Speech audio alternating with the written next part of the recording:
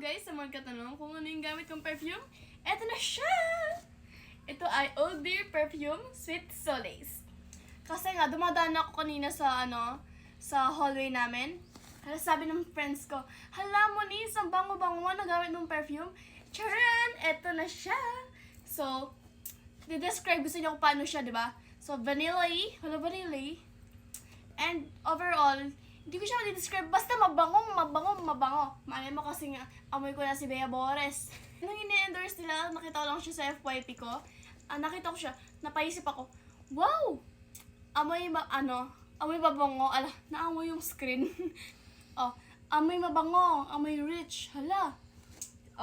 Yung packaging niya pa lang, yung bottle niya pa lang, talagang rich tita vibes na talaga. Hala, rich tita.